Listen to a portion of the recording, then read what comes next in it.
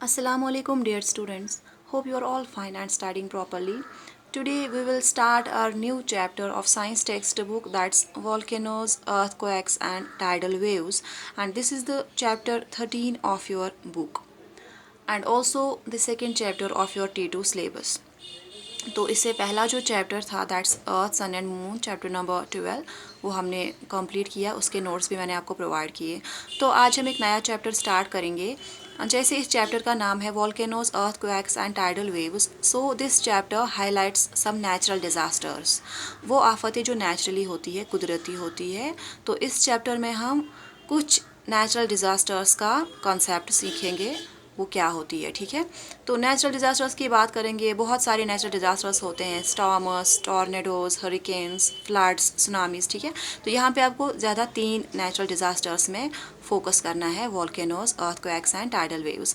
तो चलिए आज हम स्टार्ट करेंगे। हम वॉल्केनो जो नेचुरल डिज़ास्टर है वो क्या होता है वही हम पढ़ेंगे आज इस लेक्चर में। तो सबसे पहले मैं आपको बोलूँ कि अर्थ जो है इसके 3 लेयर्स होते हैं। वैसे मैंने आपके साथ ऑलरेडी डिस्कस किया है, but let me recapitulate once again. Earth में 3 लेयर्स होती है। आउटर मोस्ट लेयर जो है that's crust, then middle layer is mantle and inner most layer is core. तो अर्थ के 3 लेयर्स होते हैं, क्रेस्ट, मेंटल एंड कोर। अब फिर मैंने आपको बोला कि जो कुछ लेयर्स अर्थ की है, या तो तीनों लेयर की अगर बात करेंगे, इसमें कुछ जो सब लेयर्स है उनमें जो रॉक्स होती है वो मोल्टन स्टेट में होती है। क्यों वो मोल्टन स्टेट में होती है? क्योंकि ज़्यादा टेम्परेचर और प्रेशर की वजह से कुछ रॉक्स मोल्टन स्टेट में होती है।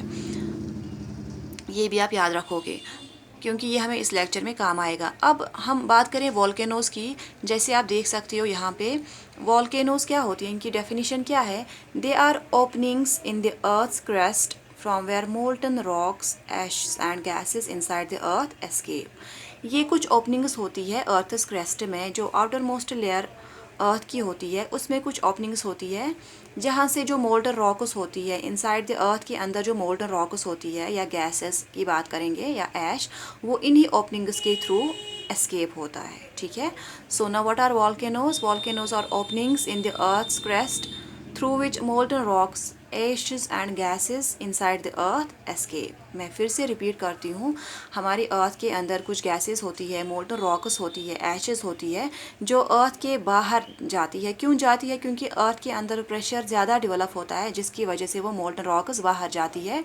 तो बाहर तो जाएंगी थ्रू ओपनिंग्स, तो वो ओपनिंग्स का नाम ही जो क्रेस्ट में होती है उसको हम वॉल्केनोज बोलते हैं। ठीक है, अब ये जो मोल्टन रॉक्स होते हैं इनको हम जियोलॉजिकली मैग्मा बोलते हैं। ठीक है, geology is a branch of science जिसमें हम अर्थ रिलेटेड फिनोमिना पढ़ते हैं। तो उसमें जो मोल्टन रॉक्स होती है अर्थ के इनसाइड, उनको हम मैग्मा बोलते हैं। यहाँ पे आप देख सकते हो ये वॉल्केनो का मैंने स्ट्रक्चर बनाया है। ठीक है, तो अब मैंने आपको बोला कि अर्थ के अंदर मोल्टन रॉक्स होती है, तो वो मोल्टन रॉक्स डिफरेंट लेयर से कलेक्ट होके यहाँ जमा हो जाती है। आप देख सकते हो यहाँ पे इसका नाम है मैग्मा चेम्बर। ठीक है, magma chamber outer layer of mental में होता है। मेंटल जो दूसरी लेयर अर्थ की है उसका जो आउटर मोस्ट पार्ट है वही कलेक्ट हो जाती है। वो मोल्टन रॉक्स बड़े बड़े एरियाज़ में कलेक्ट हो जाती है। यहाँ पे मैंने एक ही बनाया, तो ये बहुत सारे होते हैं जिनका नाम हम मैग्मा चेम्बर्स बोलते हैं। So what are magma chambers?